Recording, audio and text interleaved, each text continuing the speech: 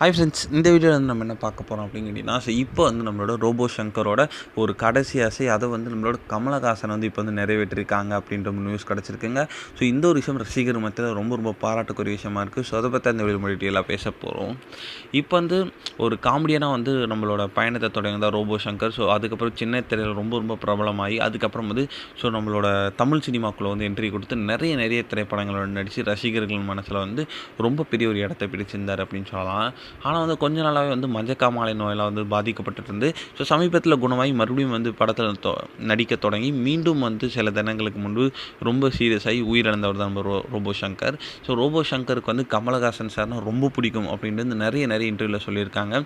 So அதேமாதிரி வந்து நம்மளோட அவரோட பெரிய ஒரு ஃபேனான ரோபோ சங்கருக்கு வந்து ஸோ கமலஹாசன் சார் கூட ஒரே ஒரு திரைப்படமாச்சு நடிக்கணும் அப்படின்ட்டு வந்து ஒரு பெரிய ஆசை இருந்துச்சான். ஆனால் வந்து அதுக்கு முன்னாடி வந்து அவர் வந்து உயிரிழந்து விட்டார் அப்படின்றதுனால அந்த ஒரு ஆசை நிறைவேறாமல் போனது.